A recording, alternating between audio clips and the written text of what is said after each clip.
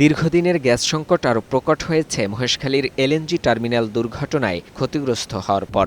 বর্তমানে দেশের মোট চাহিদার বিপরীতে সরবরাহ করা হচ্ছে মাত্র ৫৮% গ্যাস।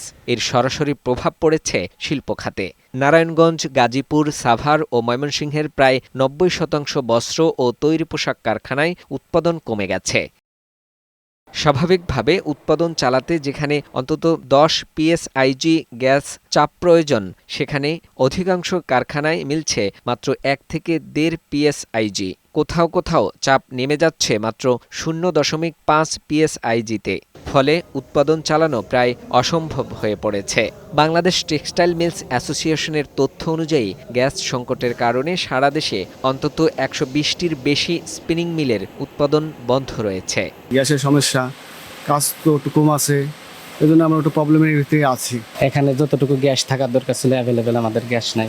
গ্যাসের বিকল্প হিসাবে ডিজেল বা ফার্নেস অয়েল জেনারেটর চালিয়ে উৎপাদন অব্যাহত রাখার চেষ্টা করছেন অনেক উদ্যোক্তা, কিন্তু এতে উৎপাদন ব্যয় বেড়ে যাচ্ছে কয়েক গুণ। আমাদের অল্টারনেটিভ গ্যাসের এলপিজি বোতল নিছি আমরা, কিন্তু সেটাতেও আমরা ভালো পাচ্ছি না। কারণ লাইনে যদি গ্যাস থাকে তাহলে ওইখান থেকেও তো হবে না। আমরা দেখা রাত্রে গাড়ি পাঠিয়ে দিচ্ছি, সারাদিন রাত্রে গাড়ি বসে দেখে সকাল আসতেছে, সেই ক্ষেত্রে ওই বোতলে গ্যাস আসতেছে না, আসতেছে বাতাস।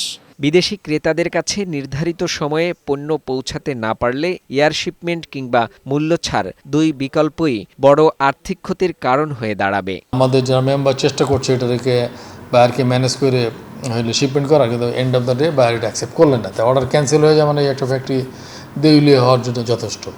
সো এইটা একটা বড় চ্যালেঞ্জ। হ্যাঁ, তো এটা তো আমরা আশা করি যত দ্রুত সম্ভব এটা চালু হবে। তবে কবে নাগাদ গ্যাস সরবরাহ স্বাভাবিক হবে সে বিষয়ে নির্দিষ্ট কোনো সময় জানাতে পারেনি পেট্রোবাংলা। শিল্প সংশ্লিষ্টদের দাবি, প্রতিদিন উৎপাদন ব্যাহত হওয়ায় শত শত কোটি টাকার ক্ষতি হচ্ছে। সংকট দীর্ঘায়িত হলে শুধু রপ্তানি নয়, বাংলাদেশের শিল্প খাতের প্রতিযোগিতা সক্ষমতা ও বিদেশি ক্রেতাদের আস্থাও বড় চ্যালেঞ্জের মুখে পড়তে পারে। অন্তর্বর্তীকালীন সরকারের সময় থেকেই বলছি যে আমাদের আরও 2টা এফএসআরইউ লাগবে, কারণ আপনার রেগুলার মেনটেন্যান্সের জন্য কোনো না কোনো সমস্যা হবে।